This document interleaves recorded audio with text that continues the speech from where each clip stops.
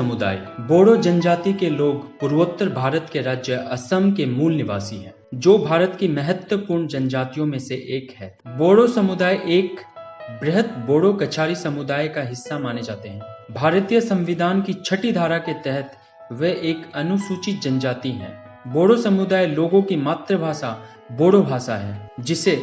ब्रह्मपुत्री भाषा के नाम से जाना जाता है। ब्रह्मपुत्री भाषाएं तिब्बती बर्मी भाषा परिवार की ही एक शाखा है। बोडो समुदाय के लोगों की जीवन शैली ही उनकी संस्कृति की पहचान है। लंबे समय से बोडो समुदाय के लोग किसानी करने के साथ ही मछलियां पकड़ने,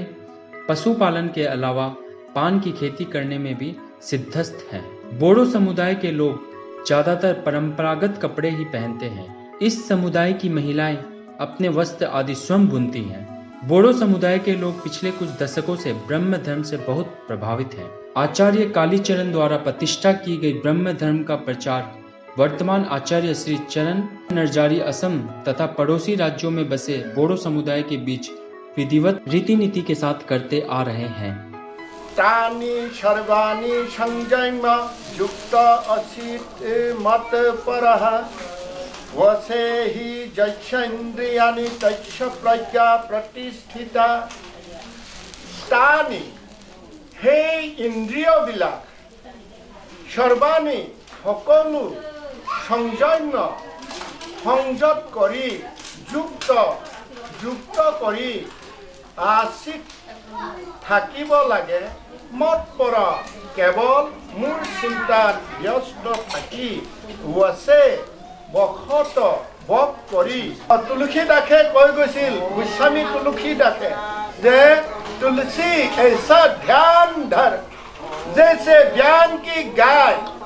मुंह में 3 सना टूटे सिद्ध रखे बचाए। तुलसी ओरैबायदि ध्यान खालाम जेरै फिसा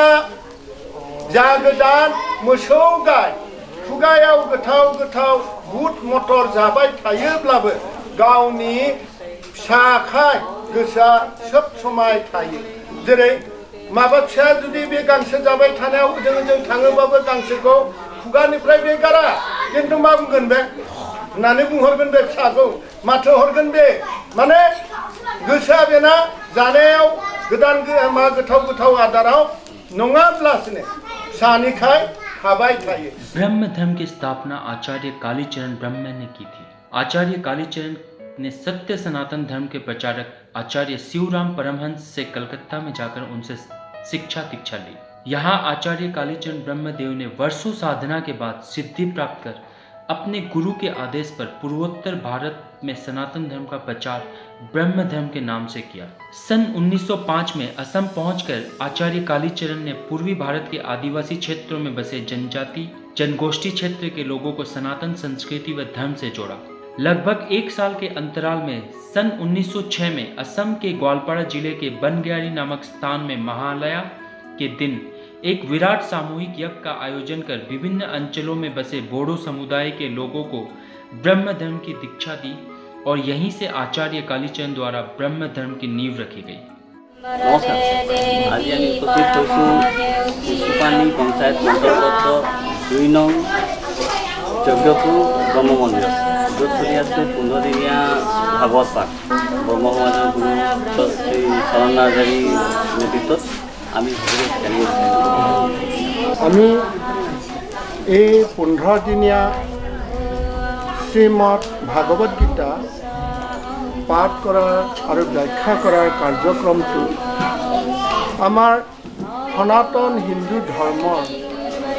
সংস্কৃতিক যাতে আমি উজ্জীৱিত কৰি তুলিব পাৰোঁ, প্ৰতিজন ভক্ত প্ৰাণ আই বাবাসকলক সনাতন সংস্কৃতিৰ সম্পৰ্কে জ্ঞাত কৰিবলৈ তেওঁলোকে যাতে তাক ভালকৈ হৃদয়ঙ্গম কৰি পেলাই অনাগত সময়ছোৱাত সেই সংস্কৃতিক যাতে নিজৰ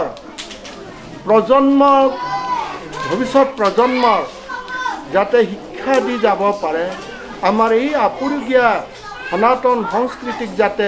বিশ্ব দৰবাৰত আগবঢ়াই নিয়াত তেওঁলোকেও যাতে এটা বৰঙণি যোগাব পাৰে সেই সমূহ লক্ষ্য ৰাখি আমি আধ্যাত্মিক আৰু ব্যৱহাৰিক এই সকলোবোৰ শিক্ষা দিয়াৰ লগতে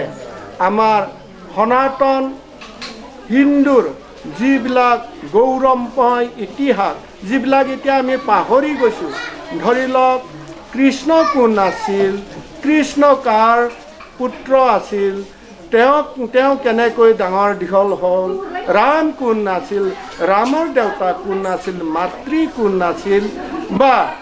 এই যে ধৃতৰাষ্ট্ৰ কোন আছিল পাণ্ডু কোন আছিল কৌৰৱ কোন আছিল ইত্যাদি আমাৰ যি গৌৰৱময় ইতিহাস আছিল এতিয়া সেইবিলাক প্ৰায় পাহৰণিৰ গৰ্ভত যাব ধৰিছে যাতে এই সকলোবোৰ আমাৰ ঐতিহ্যসমূহক আমি আমাৰ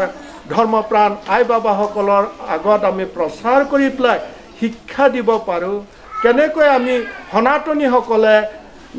আমাৰ ব্যৱহাৰিক ক্ষেত্ৰত অৰ্থাৎ আমাৰ যিবিলাক সামাজিক আৰু সাংসাৰিক যিবিলাক ঘৰুৱা কাম কাজ চলোৱা আৰু ৰাষ্ট্ৰীয় যি নেকি আমাৰ কৰ্তব্য তাত কেনেকৈ আমি আমাৰ অৱদানটো আগবঢ়াব পাৰোঁ সনাতন হিন্দুৱে কি কৈ গৈছে আমি কেনেকৈ ৰাষ্ট্ৰৰ প্ৰতি ভক্তিভাৱটো আমি ৰাখিব লাগিব কেনেকৈ আমি ৰাষ্ট্ৰক একতাৰ দোলেৰে আমি কিবা কৰি পেলাই একগোট হৈ পেলাই যাতে আমি ৰাষ্ট্ৰক সুৰক্ষিত কৰিব পাৰোঁ সেইবিলাক চিন্তা চৰ্চা লগতে আধ্যাত্মিক আমাৰ যিবিলাক সাধন ভজন যিবিলাক আমাৰ আগৰ পূৰ্বজ মহান পবিত্ৰ ঋষিমুনিসকলে আমাৰ এই সনাতন ধৰ্মক দি গ'ল সেই সাধন ভজনসমূহ যাতে আমাৰ আহি থকা প্ৰজন্মবিলাকক আমি শিক্ষা দিব পাৰোঁ তাৰ বাবে আমি এই 15 দিনীয়া শ্ৰীমদ গীতা গীতা পাঠ কৰাৰ কাৰ্যসূচীটো আমি হাতত লৈছিলোঁ হিন্দু ধৰ্মৰ আচৰণ বিধিসমূহক আমাৰ যি ব্ৰহ্মবাদ অৰ্থাৎ ব্ৰহ্মপন্থা আমাৰ এইটো পন্থাটো সৌৰ মঠৰ হয় তাক আমি প্ৰসাৰ আৰু প্ৰচাৰ কৰিব পাৰিম বুলি আশা কৰি মই নমস্কাৰ জনাইছোঁ আমাৰ যি 15 দিনীয়া শ্ৰীমদ গীতা ভাগৱত পাঠ ও ব্যাখ্যা সেইখিনি আমাৰ আচাৰ্য চৰণ আজাৰীৰ প্ৰতিনিধিত্বত আমাৰ গোটেই অঞ্চলজোৰা গোলাঘাট জিলাৰ এই সীমান্ত পঞ্চায়তৰ অন্তৰ্গত 2 নং জৈগপুৰ গাঁৱৰ পৰা আৰম্ভ হৈছিল আৰু বিভিন্ন মন্দিৰলৈ আমাৰ এই গীতাপাঠ কাৰ্যসূচী আমাৰ চলোৱা হৈছে এই অনুষ্ঠানটি চলোৱাৰ সন্দৰ্ভত আমি এটুকুৱে ক'ব পাৰোঁ আমাৰ যিটো হিন্দু সভ্যতাৰ লগত আমাৰ সনাতন ব্ৰহ্ম ধৰ্মৰ যি ওতঃপ্ৰোত আমাৰ সভ্যতাৰ লগত জড়িত আছে সেইখিনিত আমাক পোনপটীয়াভাৱে আমাক জড়িত কৰাইছে আৰু আমি যেনেকৈ সভ্যতাৰ আজি এই স্তৰত পাইছোঁহি এই স্তৰত পোৱাত আমাৰ এই সনাতন ব্ৰহ্ম ধৰ্মৰ যি আমাৰ ধৰক আমাৰ যিখিনি সংস্কৃতি যিখিনি ভাষা যিখিনি আমাৰ সভ্যতা যিখিনি ভেটি গঢ় লৈছে বা ল'বলৈ আমাৰ সক্ষম হৈছে এইখিনি যথেষ্ট সহায় কৰিছে আৰু আমাৰ চৰণ আজাৰীদেৱে যিখিনি আমাক যিখিনি মানে সনাতন ব্ৰহ্ম ধৰ্মৰ যোগেদি এই গীতা পাঠৰ যোগেদি পাঠ আৰু ব্যাখ্যা এইখিনি গোটেইখিনি ব্যাখ্যাৰ যোগেদি যিখিনি আমাক জ্ঞান দিছে সেইখিনিৰে আমি আমাৰ অকল আধ্যাত্মিক দিশটোতে নহয় আমাৰ কৰ্ম সংস্কৃতি জীৱনৰ জীয়াই থকাৰ মানে বিভিন্ন পথ সামাজিক হওক ৰাজনৈতিক হওক অৰ্থনৈতিক হওক সেইখিনিত আমি কিছু হ'লেও আমি মানে উপকৃত হৈছোঁ মই এতিয়া যিটো পিন্ধি আছোঁ এই দখনা এইটো সদ্যহতে আমাৰ কালাৰ দখনা বুলি কয় দখনা বুলি কয় তাৰপিছত কালাৰটো আমাৰ এনেই আপোনালোকৰ তাৰ ফুল মিনিংটো কি হ'ব বাৰু ফুল মিনিং হয় দখনা অৰ্থ দখনা মানে আমি এইটো মহিলাবিলাকে যিটো আমি ড্ৰেছ পিন্ধি পেলাই নিজকে আৱোৰত ৰাখিব পাৰোঁ সেইটোৱে দখনা তাৰপিছত আমাৰ যিটো লৈছোঁ আমি এইটো আমি জমগ্ৰা বুলি কয় আমি বড়ো সমাজৰ যিখিনি কলা সংস্কৃতি আছে গীত মাত নৃত্য আৰু ইয়াৰ ভক্তি এই সকলোখিনি আমি প্ৰচাৰ কৰিবলৈ আমি ব্যৱস্থা কৰিম এই যে দখনা এইটো আপোনালোকে নিজেই বয় নে আপোনালোকে কিনি আনে আমি পূৰ্বপুৰুষৰ পৰা ক'ব লাগিব হয়। আমি আমাৰ মাহেঁতি যেনেকৈ আমি বোৱা দেখিছিলোঁ হয়। তেনেকৈ আমি নিজে শিকি আহিছোঁ আমি নিজে নিজ হাতেৰে আমি বৈ লওঁ তাৰপিছত চাদৰ জুমগ্ৰা তাৰপিছত দখনা এইটো আমি নিজে মানে বৈ পেলাই পিন্ধোঁ আৰু আপোনালোকে এই কালাৰটোৰ বাদে আৰু বেলেগ কিবা বিভিন্ন ৰঙৰ আমি পিন্ধিব পাৰে পিন্ধিব পাৰোঁ বোৱাৰীয়ে হওক বা গাভৰুৱেই হওক হয়। মানে আমাৰ নিজস্ব এটা বড়ো জাতিৰ যিটো কালাৰ ৰং এইটো ক'বলৈ গ'লে আমি হালধীয়া কালাৰে প্ৰধান আপোনালোকৰ দখনাতো কিছু ফুল আছে এই হয়। ফুলবোৰৰ বিষয়লৈ কিবা বৈশিষ্ট্য আছে নেকি আছে এই আমাৰ বিষয়লৈ আপুনি আমাক জনাওকচোন। বিশেষকৈ আমাৰ বড়ো আমি মাতৃ আমাৰ মাহেঁতি যিটো প্ৰথম মানে শিকনি এই ফুলবোৰ আচলতে আমাৰ এটা ফুল আছে ফাৰ মেগন বুলি কয় আৰু ফাৰ মেগন তাৰ অৰ্থটো কি হ'ব ফাৰ মেগন মানে আমাৰ যিটো আমি